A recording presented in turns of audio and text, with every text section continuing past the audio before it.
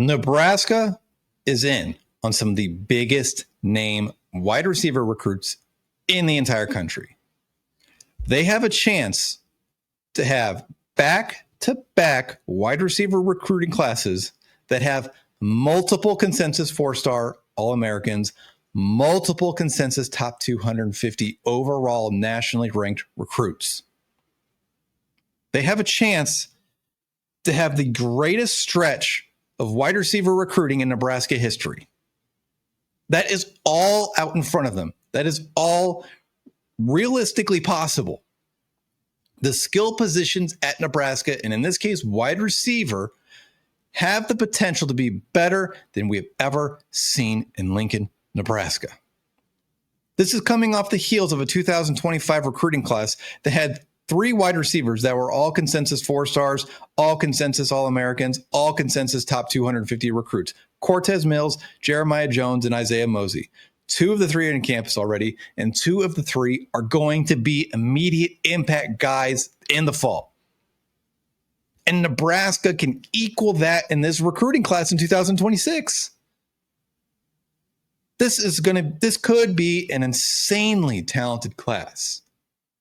But here is the one concern I have. You have to recruit a lot of these guys away from their homes. And when we look through this list of players, we look through who they're taking official visits to, you're going to notice something consistent. Nebraska is the outlier. Nebraska is not a regional team. Nebraska is not close to their homes. So how is Nebraska going to combat that? We're going to dive into that over the next 10 or 15 minutes while we dive in to Nebraska's wide receiver recruiting. Now, before we do that, if you haven't done so yet, please like our videos, throw your thoughts down in the comments below, and if you haven't done so yet, subscribe to our channel. It helps us out tremendously. So before we dive into the guys Nebraska's recruiting, we're going to go over the guy that Nebraska currently has committed. And the reason why this is first is because it's kind of a unique recruitment. Davon Bonwell-Whitty is currently committed to Nebraska, and I want to take you back to fall of 2024. Let's go back in the time machine, and let's revisit his commitment. So Davon was being courted by Nebraska, Oklahoma, Minnesota, Kansas State, Wisconsin, a lot of regional power programs. It looked like it was going to be Nebraska or Oklahoma, and then he commits to Nebraska. Now, his commitment was a surprise to many. Nebraska honored his commitment, or honored their offer when he committed. And what do I mean by that? Davon suffered a major knee injury in his junior season, so he has not played football for over a year. That's why it's a surprise. When Nebraska, let's take you to November, okay? Satterfield was leaving or being demoted. Garrett McGuire was getting ready to leave. Dana Holgerson was coming in. DeKeel Shorts was coming in. Their sole focus was getting to 6 wins, getting to a bowl game. So once everything kind of settled down in January, they reset their recruiting board. And when Nebraska reset their recruiting board at wide receiver, because that's what we're talking about today, Davon Bonwell-Whitty was not very high up on that board because of his injury. In fact, he didn't hear from Nebraska for at least a month. No contact or very limited contact. Very limited. In fact, I believe the first time he had talked to wide receiver coach DeKeel Shorts was when he took his unofficial visit in early April for spring practice.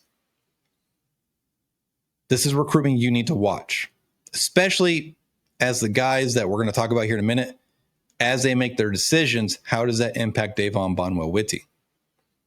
This is recruitment you need to watch closely because the summer's coming, and that's camp season. He's going to be back at Nebraska camping. He is going to be back at Nebraska showing that what we saw, what Coach Rule and that staff saw as a sophomore is still the player he is as a senior post-knee injury. It's a big summer for Davon. It's a big summer for Nebraska because this kid could be an absolute steal. Undervalued by all recruiting services because of his injury. This kid, if he was not hurt as a junior, would be a top-level recruit. I'm telling you that right now. Turn his sophomore tape on. It is incredible. Yes, it's South Dakota. So what? When we do tape reviews, we tell you we look for translatable traits to college football. You see a lot of that with Davon Bonwell-Whitty. Now, like I said, we need to see how this board, our big board of 5 key wide receivers, fall. So let's take a look at that big board. Now, the first guy we're going to talk about that Nebraska has extremely high on their board, I think he's their number 1 overall target, is Ryan Mosley.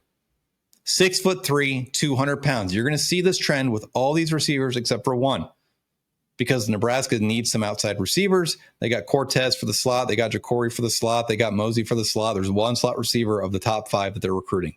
Ryan Mosley is an outside receiver. Ryan Mosley, I believe, is Nebraska's top recruit at wide receiver. Now, if any of these guys said, hey, I want to commit, they're taking their commitments 100%. These guys are all like 1A, 1B, 1C, 1D, 1E.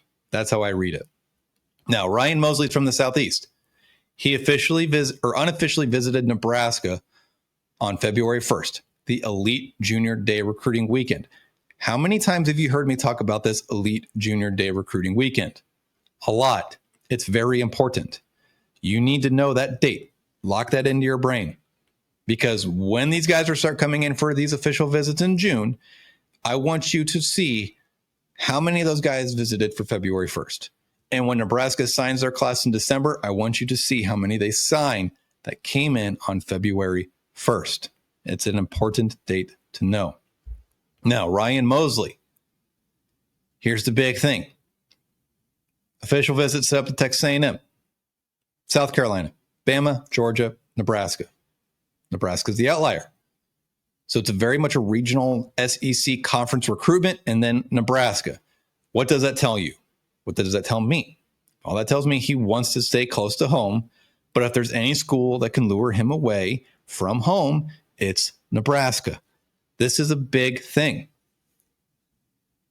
June 20th is when he's coming in for his official visit. You want to see who else is coming? This is why it's important, because all these guys we're talking about, they're all the schools in their top group are regional schools, except for Nebraska. This is our official visit calendar that I'm tracking. June 20th. You'll see that right there on the lower left-hand side. Dayton Raiola is coming. Ryan Mosley, who we're talking about right now, is coming. Danny Odom is coming. Devin Jackson. Jabari Brady. That's 5 guys I just named. They're all coming. What is your common denominator with all of those guys? They are all from the Southeast. That's big. That tells you that Nebraska is going to sell them like, yes, you're going to be far away from home, but there is so many other guys just here on the visit that are from the Southeast. There's so many guys on the roster from the Southeast. Yes, it's far from home, but you're not too far from home with everybody around you that is from your same area. That is how Nebraska is going to convince Ryan Mosley that Nebraska is where he needs to be. It is going to be a tough pull for Nebraska. Don't get me wrong. If I had to give you a chance, I would say it's a very slim chance. I'd say South Carolina, Georgia, Nebraska are probably his top 3 in that order. You maybe say Georgia's ahead of South Carolina. Fine, no big deal. Georgia, South Carolina, Nebraska. I think Nebraska's running 3rd. They can make a huge move on June 20th. I believe we are his last official visit. So we get the final say before he goes in to fall camp with his school. The next guy we're going to talk about, probably one of my favorite recruits, and very similar to what happened with Davon happened to Jaden Warren, in the sense that when Nebraska's staff took over in November, they kind of lost contact for a little bit, and then things kind of settled down. January rolls around, February rolls around, and they re-engage and they just start going hard after Jaden Warren, another big physical wide receiver, 6'2", 6'3", 190 plus pounds. He visited Nebraska in the spring, which was a big visit because this was a guy like on my big board tracker. I said monitoring Jaden Warren ? Because I didn't know what was going on with his recruitment. Nebraska kind of lost contact a little bit, and then boom, out of nowhere, he's here for an unofficial visit in the spring, and Nebraska vaulted up his board ever since. This is going to be another guy. It's going to be tough to pull him away from home. However, Nebraska had Jamar Mosey in home on Monday. And Jamar Mosley is an absolute ace recruiter for Nebraska. They have a chance, a very good chance, to pull Jaden Warren out of Texas. Now, looking overall his recruitment, right now, Houston and A&M are probably his top two. Nebraska's a close third to A&M. Oklahoma is going to make a big push. He's related to Kyler Murray, the quarterback of the Cardinals, who went to Oklahoma. That's why Oklahoma is going to be kind of like a tough pull. Like, they may make a late surge for Jaden. But right now, I like where Houston and A&M sit in comparison to Oklahoma. I like where Nebraska sits in comparison to Oklahoma. They have a chance to pull this off. He is also coming in for an official visit this summer. So lock it in. There's going to be a lot of movement in these guys' recruitments here in the month of June. Jaden Warren, like when Justin and I were talking like probably a month or two ago about our favorite wide receiver recruits, Jaden Warren was one of those guys. When you watch his film, he doesn't look like a guy that's super fast, but you just continuously see him pulled away from coverages. You continuously see strong hands, elite route running, getting in and out of breaks very well for a guy his size. This is a guy that can be, just like Ryan Mosley, an instant impact player for Nebraska. Our next guy, Jabari Brady. Love Jabari Brady. Love his film. Love his physical attributes. 6'2", 205 pounds, give or take. Now, he did visit Nebraska for the Elite Junior Day in February, but he did not visit for the spring, which is a little concerning. But Nebraska has secured an official visit with Jabari Brady for June 20th. Now, these dates are as they are right now. These dates could change as well. There could be guys that move up a week. They could move it from a weekend visit to a midweek visit. But as things sit right now, he's visiting on June 20th. Here's the big thing. And like we said with the other guys, you're seeing a lot of regional schools that make out their top group, and then you have your outlier school being Nebraska. So he's from the Miami area, or maybe it's Fort Lauderdale, but he's from Florida. The big thing with Nebraska is they've got so many kids from Florida. They got coaches from Florida. We've talked about this 100 times. It's not a huge problem. It's just far away from home. But the more you keep recruiting kids from that area, the more they feel at home when they're actually at Nebraska. Even though it's far away from home, there's tons of kids from that area. Nebraska has a chance to pull him, but right now, as things sit, I'd give the edge to Miami or to Florida. It's going to be tough to pull him away from the home state schools. Missouri is another team to watch closely. If I had to give you a guess right now, he's probably staying in that southeastern region. Now, here's a guy, our next guy. Trey Taylor talked about him when we interviewed him. Nasir Rankin. He is from the same area as Trey Taylor. He's a consensus 4-star recruit, or a composite 4-star recruit. He's probably the only slot receiver option at Nebraska on this recruiting board here. He's 5'11", 6'1", in that range. He's 150 to 170 pounds. It kind of just depends. His weight's all over the board. I put 160 because I kind of just split the difference. But he's a real slot receiver for Nebraska. Elite speed, elite hands. We know that Trey is going to be recruiting Rankin very hard. He said it himself when we interviewed him, that he is in contact with Rankin. Now, Illinois, the home state school, has offered him a scholarship both in basketball and football. We know he wants to play both sports in college. Does Nebraska give him that chance? Who knows? If Nebraska says, no, we're not giving you the chance to play basketball, or you're only going to play football, which I doubt Coach Rule would do that. But if they said that, would that be a deal breaker for him? We don't know. Here's the thing, though. You've got a local kid, Trey Taylor, recruiting Rankin. Nebraska's been recruiting him very hard. He's already visited Nebraska multiple times. This is going to be a battle between Nebraska and Illinois. You may see K-State make a push, but it's going to be a battle between Nebraska and Illinois. And when it comes to NIL, Nebraska wins out every single time. Just so you're aware. Our last wide receiver that we are going to talk about is Jacob Eberhardt, 6'3", 200 pounds. He visited Nebraska in November on an unofficial visit.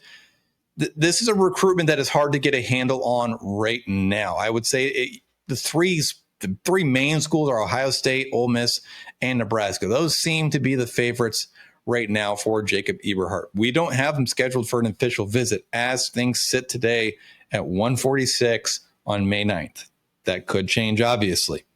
It literally could change right after I post this video. It's entirely possible. He is climbing up Nebraska's board and vice versa. But Nebraska has ground to make up. It's going to be tough to pull Jacob Eberhardt, I think. But Nebraska was in home with Jacob this week.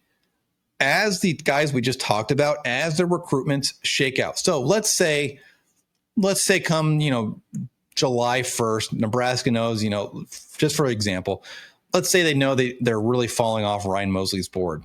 Well, then you're going to see them really push a lot harder for Jacob. And they're already starting to do that. And I think that's just because they have to be prepared. And it's good to be ahead of the curve a little bit and say, look, we may not get our top one or two prospects, but we're very high on this guy and we need to start pushing now. And I think you're going to see them push for an official visit in June. I would not be surprised if that happens. Stay tuned. Tomorrow, we're breaking down our tight end and running back board for the 2026 recruiting class. We will see you all